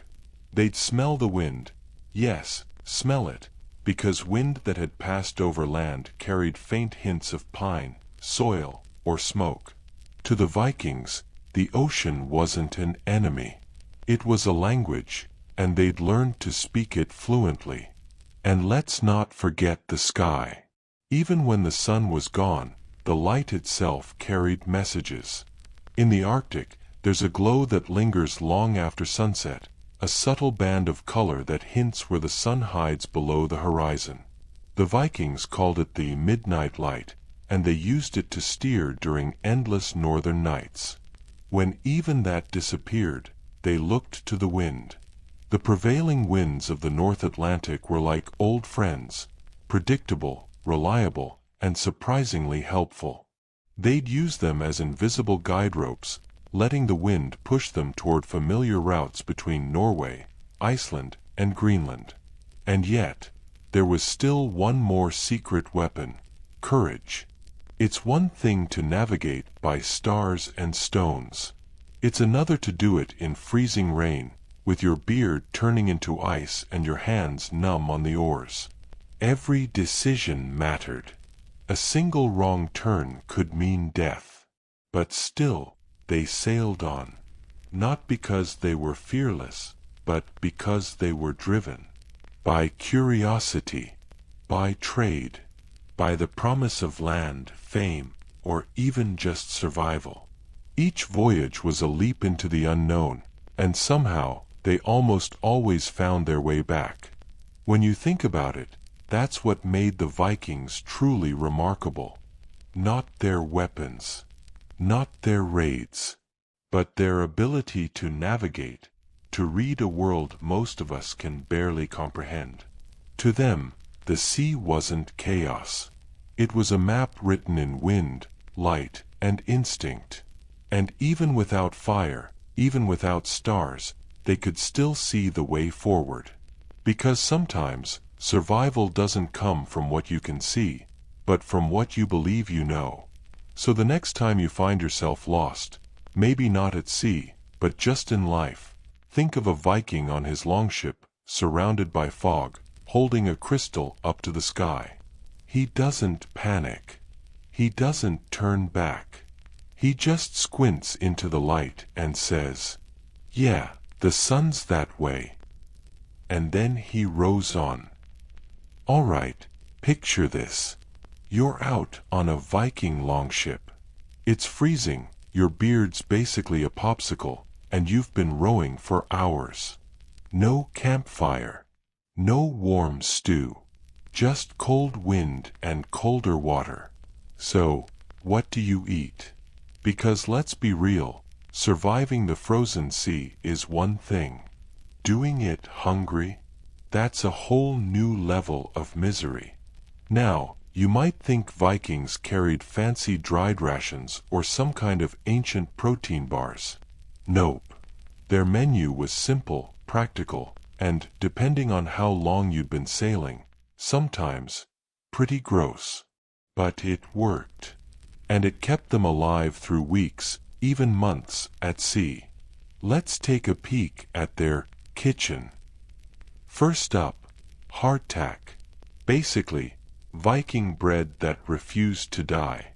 It was a rock-hard biscuit made of barley or rye flour and water, sometimes with a bit of salt if they had it. Baked until every drop of moisture was gone. You could store it for years without it going bad. The downside? It was so hard you could probably build a house out of it. They'd soften it by dipping it in water, milk, or ale, if they were lucky enough to have some. Otherwise, well, hope your teeth were strong. Next, dried fish, especially cod and herring. Salted, smoked, or just air-dried in the cold northern wind. The Vikings were experts at preserving food without refrigeration. They'd hang fish on wooden racks near the sea until it became hard, dry, and full of salty flavor. When you're starving in the middle of a frozen ocean, that salty crunch starts to taste like home. And if they were really lucky, they had whale meat. Not an everyday meal, but a valuable one, fatty, rich, and loaded with energy. Exactly what you need when your body's burning calories just to stay warm. Then there was butter. Oh yes, the Vikings loved butter. They'd pack it into barrels, cover it with salt or seaweed, and it would last surprisingly long. Some ships even carried butter as a trade good, though, honestly, I like to think someone just couldn't live without it. Butter wasn't just for flavor. It was calories, dense, fatty fuel that helped them survive the cold. A spoonful could keep you going for hours. For protein and strength, they had dried meat, beef, lamb, or pork, salted and packed tight. Sometimes it was eaten as is, sometimes soaked to make it a bit less like chewing leather. They'd also bring cheese, especially hard varieties that could last for months. Vikings made cheese from goat or cow milk, and it was perfect for travel. A bite of cheese, a piece of hard bread, and a gulp of ale, that was dinner on the waves. Speaking of ale, let's talk about drinks. Fresh water? Not so easy. It went bad fast, especially in barrels. So instead, they brought ale, lightly alcoholic, full of calories, and safer to drink than standing water. Sometimes, they even mixed in honeymead, a kind of sweet fermented drink. You could say it doubled as both hydration and morale booster. Because when you're freezing and the waves are trying to toss you overboard, a sip of mead probably felt like a hug from the gods. They also drank something called whey, the liquid left after making cheese. It might not sound delicious, but it was rich in nutrients and lasted longer than milk. Some sources even suggest they'd ferment it slightly to keep it fresh longer, giving it a tangy kick. Basically, Viking Gatorade. Now, how about fruits and veggies? Not much, unfortunately. They brought what they could, dried apples, onions, maybe some peas or beans, but these didn't last long. Most of the vitamins came from what they could fish or hunt along the way. Sometimes, they'd stop at islands to collect fresh supplies, berries, herbs, maybe a seal or two. Imagine docking just to pick blueberries in the Arctic. That's multitasking. And here's a surprising twist. They used oats and grains to make porridge. Cold porridge, that is. They'd mix oats or barley with water, sometimes sweetened with honey if available. A bowl of that could keep a Viking rowing all morning. Not glamorous, but hey, you try cooking a hot breakfast in a snowstorm with no fire. But here's where it gets interesting. The Vikings didn't just eat for survival. They had rituals around food. They believed in eating together, always. Even on ships, mealtime was communal. They'd pass the food around, joke, sing, share stories. Food was how they kept morale high. Even if it was just dried fish and bread, eating together reminded them they weren't alone. And that sense of community, it made the food taste better. Sometimes they even offered a little bit of their food to the gods, tossing a piece of fish or bread into the sea. A gesture of respect. A small thank you for safe passage. Because when the ocean could take your life at any moment, gratitude became part of the menu. Now, imagine this scene. A ship rocking gently under the northern lights. The crew gathered, sharing their meager dinner. The sea around them frozen and silent. One man tells a story, maybe about Thor fighting frost giants. Another laughs. Someone passes the last piece of cheese. It's not luxury, but it's enough. And that's the secret of Viking food. It wasn't about taste or comfort. It was about fuel, not just for the body, but for the spirit. Every bite was a reminder that they'd made it one more day. Every meal was a small victory against the cold. Because survival isn't just about staying alive. It's about finding reasons to keep going, even when your bread could double as a weapon. So the next time you sit down to a warm dinner, take a second to appreciate it. The Vikings didn't have much, but they had enough to keep going. And sometimes, that's all you need. There's something about a storm at sea that humbles you. Waves rise like mountains. Wind howls like it's alive.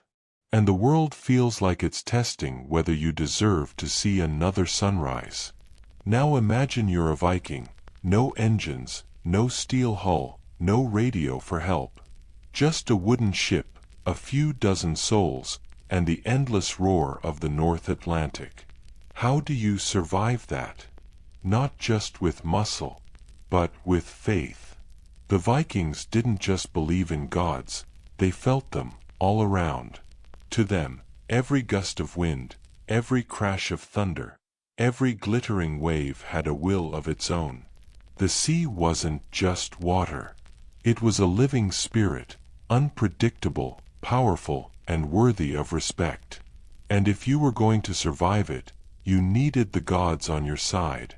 Before setting sail, the crew performed rituals, not out of superstition, but survival.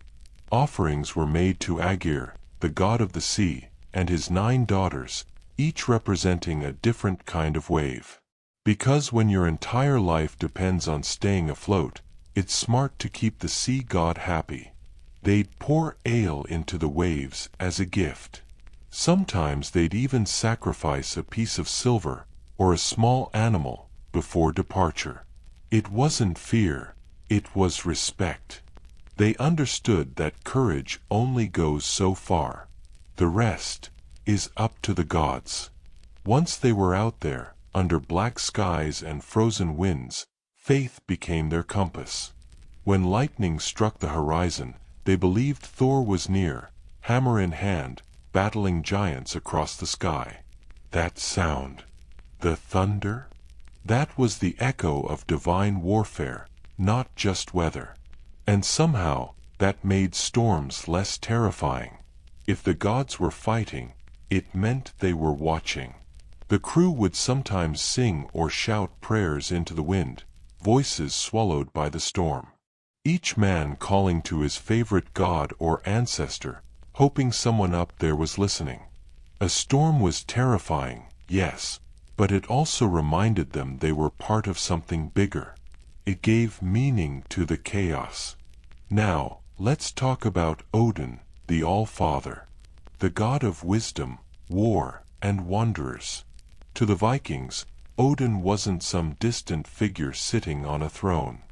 He was the spirit of exploration, the one who sought knowledge no matter the cost. So when they sailed into the unknown, they felt like they were following in Odin's footsteps. To be lost at sea was not failure. It was a test of will, a chance to prove yourself to the gods. But faith wasn't just for courage. It was also a way to make sense of tragedy. If a shipmate was swept overboard, or a storm claimed a vessel, they believed that person was chosen, taken to Valhalla, the Hall of Heroes. There, they'd feast with the gods until the end of time. It didn't erase the pain, but it made it bearable. Because no death at sea was meaningless, it was a story continued elsewhere. And sometimes, the line between myth and weather blurred. Sailors spoke of seeing spirits in the mist, glowing shapes above the waves, or strange lights in the northern sky. Today, we call it the aurora borealis, the northern lights. But to the Vikings, it was the reflection of Valkyrie's armor, riding across the heavens to guide fallen warriors. So when the lights danced, it wasn't just nature showing off. It was the gods, reminding them they weren't alone. Faith was also practical. When you believe that the sea has moods, you pay attention to it. You watch it. You respect it. They knew not to challenge the waves on sacred days. They waited for signs, the direction of birds, the shape of clouds, the sound of the water against the hull. Science and spirituality blended seamlessly, observation wrapped in belief. Because whether or not the gods were real, the discipline of faith kept them alive. Even on calmer days, belief shaped their routine. Every voyage had its rituals, from the way they greeted the sunrise to the songs they sang before rowing. Some ships even carried carved figureheads, fierce dragon heads mounted on the prow. These weren't just decoration. They were meant to scare away sea monsters and evil spirits. You could say it was the Viking version of hanging a lucky charm on your dashboard, except, way cooler. At night, when the world was nothing but darkness and waves, faith turned into comfort. Someone might whisper an old saga about Thor or Freya. Someone else might pray quietly to their ancestors. The sound of the ocean became a kind of heartbeat, steady, eternal. And for a moment, you'd almost believe the sea was listening. But let's not forget, the Vikings had a sense of humor, even about their gods. There's an old saying that goes, "Pray to Thor for strength, Odin for wisdom, and Loki for a good story." Because even in the face of death, they could laugh. And that laughter? It was faith, too. A belief that whatever happens, life, or the afterlife, will keep the story going. So when a storm came, and the ship pitched wildly through black waves, the crew didn't just fight the sea. They spoke to it. They treated it like an old, temperamental friend, dangerous, but not heartless. Maybe they prayed. Maybe they cursed. But deep down, they trusted the sea to let them through. Because they believed that if they respected it, and if their hearts were strong, the gods would see them home. In the end, faith was their invisible fire. No flames. No torches. Just belief, glowing quietly in every heart, keeping the fear at bay. That's how they survived the frozen seas. Not just through skill or strength, but through spirit. Imagine it. Days, maybe weeks, of nothing but gray sky and gray sea. No warmth. No sound but the creak of wood and the splash of waves. Then, one morning, a smell. Something new. Damp soil. Pine. Grass.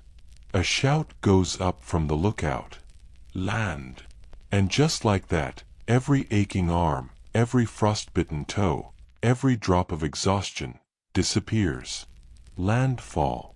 The moment every Viking lived for. For sailors who spent their lives dancing with death on icy waves, the first glimpse of shore wasn't just relief. It was rebirth. The sea had tested them, tried to break them, and somehow they'd passed. Now, finally, there was earth under the god's sky again. It's hard to describe that kind of joy. Not the loud kind, not cheering or shouting, but the quiet kind. The kind that makes your chest feel full and your eyes sting just a bit. The Vikings had a ritual for this moment. Before stepping ashore, they'd pause, take a breath, and give thanks, not just to the gods, but to the sea itself. They might toss a coin into the water, or pour a drop of ale. A small offering for safe passage. A thank you to the waves that tried to kill them but didn't. Because in their hearts, they knew, the sea doesn't owe you mercy. When they finally touched land, bare hands sinking into the cold earth, it was sacred. The smell of moss, the crunch of gravel, the solidness beneath their boots. After weeks of endless motion, stillness felt strange. Some men would kneel and kiss the ground. Others would laugh. Big, raw laughter, the kind that shakes off fear. And maybe one or two just flopped down and took the best nap of their lives. Their first tasks were practical. Check the ship. Dry the sails. Light a fire, yes, finally, and boil something warm to drink. The first real fire after weeks of cold must have felt like touching the sun. Hands held close to the flame, eyes half closed, that deep sigh of relief that only people who've truly been cold understand. And around that fire, they'd talk. About the storm that almost sank them. About the strange lights in the sky. About how the sea had whispered like it was alive. Every voyage became a story, and landfall was its happy ending. Sometimes that shore was home, the green slopes of Norway or Iceland, familiar and safe. Other times, it was new, unknown, wild. Imagine the feeling of stepping onto a strange coastline, dark cliffs, new birds, the air thick with mystery. Was it friendly? Dangerous? Would they find people here? Or gods? Every new land carried the promise of both life and death. And still, they stepped forward. That was the Viking way. Curiosity stronger than fear. In some sagas, landfall is described almost like a dream. The way the sunlight hits the rocks. The way mist curls around the trees. The way silence feels alive. You can almost see it, a ship gliding toward shore, oars dipping softly in the water, a dozen men watching in awe. It wasn't just geography. It was destiny.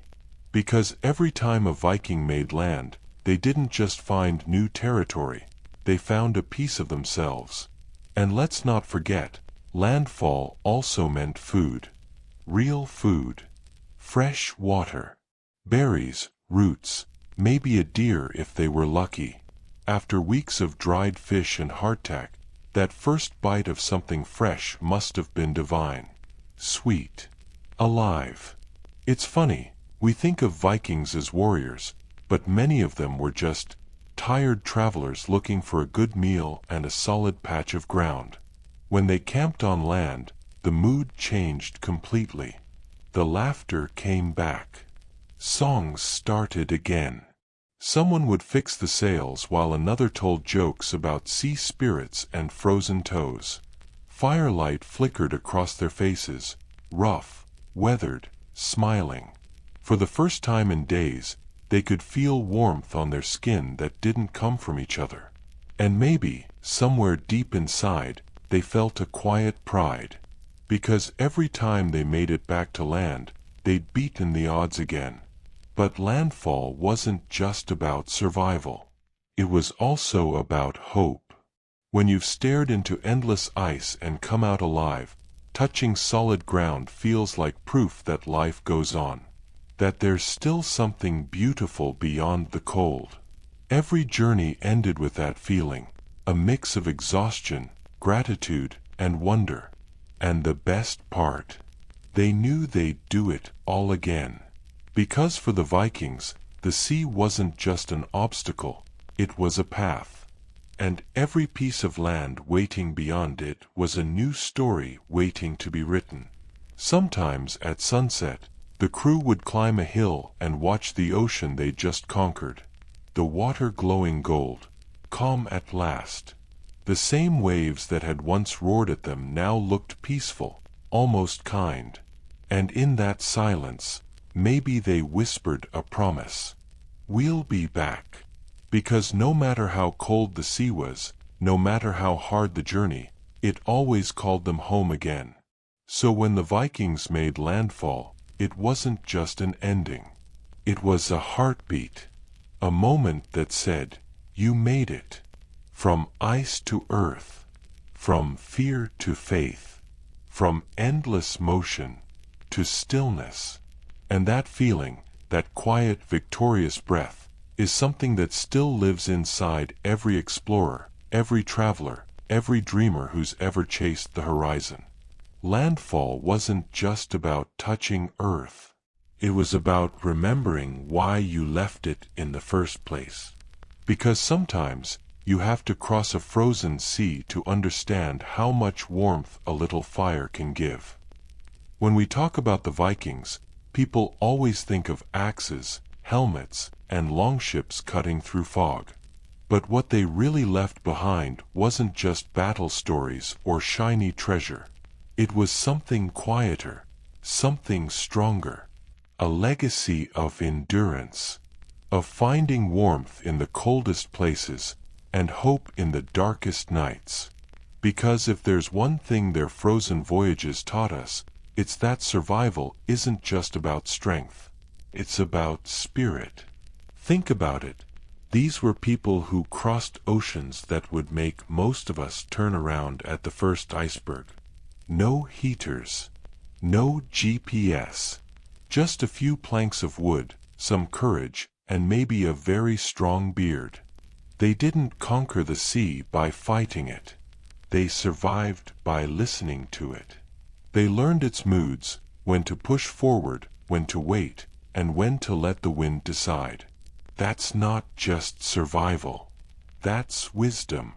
The Vikings treated the sea like a living thing, sometimes a friend, sometimes a monster. They didn't curse the storms or complain about the cold. They adapted, layered their clothes with wool and fur, learned how to sleep under frozen decks, found ways to share body heat, tell stories, and keep each other awake through endless nights. Their secret wasn't fire. It was each other.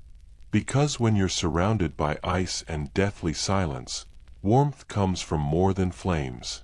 It comes from people. And maybe that's the first big lesson they left us. You can't survive the cold alone. Sure, you can try. Build your own ship, hoard your food, pretend you don't need anyone. But sooner or later, a storm will find you. And when it does, the thing that saves you isn't muscle or money. It's a voice beside you saying, hold on. We've got this. That's what the Vikings understood. Survival was teamwork disguised as bravery. The second lesson? The world belongs to the curious.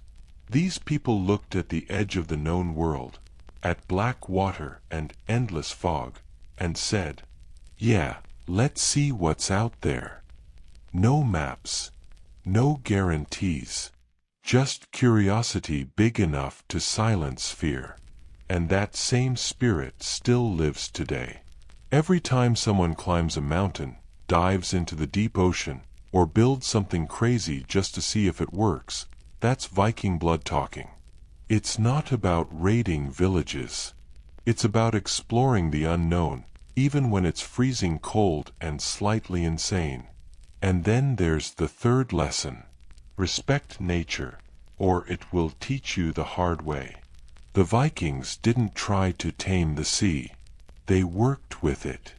They studied wind, stars, and currents like they were sacred texts. When storms came, they didn't yell at the sky. They lowered the sails, tied everything down, and waited. Patience was their greatest weapon. That's something we forget today. We try to control everything, the weather, the world, even time. But nature still reminds us who's boss. And the Vikings, they already knew that. They also believed in something powerful, that the journey shapes you more than the destination. Every voyage across those frozen seas changed them, made them tougher, wiser, and strangely calmer. Because after you've faced the edge of the world and lived, what's left to fear? We spend so much of our lives chasing safe harbors, comfort, warmth, certainty. But the Vikings found meaning in the storm itself. They knew that life isn't always calm seas and gentle winds. Sometimes the ice cracks beneath you, and you just have to keep rowing. There's a story in the sagas about a Viking named Floki. He's the one who supposedly discovered Iceland. But the story says he didn't just find it, he earned it. He lost ships. He lost friends. He nearly froze to death. But when he finally stood on that new shore and saw the sunlight break through the clouds, he named it Island, Iceland. Most people would have called it hopeless. He called it home. That's the Viking way, to look at the cold and see beauty, to look at hardship and see a beginning. And maybe that's the real legacy. They didn't just survive the cold, they made peace with it. They taught us that every storm ends, that even frozen seas have paths, and that sometimes the fire you're looking for isn't in your hands, it's in your heart. Corny, maybe, but when you're standing in a blizzard, you'll take whatever warmth you can get. The Vikings also left us something else, stories. Not just about fighting or sailing, but about feeling. They sang of loss, love, fear, and faith. Their sagas weren't just history, they were therapy. Because when the world outside is frozen, the stories you tell become the fire that keeps you alive inside. So what do we learn from all this? That survival isn't about escaping the cold. It's about carrying warmth with you, no matter where you go. That curiosity can take you across oceans. That patience can outlast storms. And that strength isn't loud, it's quiet, steady, and stubborn. That's what the Vikings left behind. Not gold, not kingdoms, but a mindset. When we look back at them now, at their longships gliding across gray water, their faces lit by pale northern light, we don't just see warriors. We see reflections of ourselves. We all have our own frozen seas to cross, our own storms to survive. And sometimes, just like them, all we can do is keep rowing. But if we do, if we stay brave, stay curious, and stay kind, then maybe, in our own way, we become a little bit Viking too. So next time you face something cold and impossible, remember this. You don't need fire to survive the ice. You just need faith that somewhere ahead, the shore is waiting. And when you finally reach it, when you make your own landfall, you'll realize the same thing the Vikings did 1,000 years ago. You were never lost. You were just becoming stronger. If you made it this far, thank you for sailing with me tonight. I hope this story helped you drift a little deeper into wonder, and maybe a little closer to sleep. Here on this channel, we explore the mysteries of the past, ancient places, forgotten people, and the quiet lessons they left behind. Each episode is a journey through time, told slow and soft, so you can listen, relax, and dream of worlds long gone. If you'd like to join me on more of these voyages, don't forget to subscribe. It helps the channel grow and lets you know when a new story sets sail. And if you enjoyed this one, you can leave a like or a comment. Tell me which part of Viking life surprised you the most. I love reading your thoughts. Until next time, sleep well, dream deep, and remember, history never truly sleeps. It just waits for someone curious enough to find it again.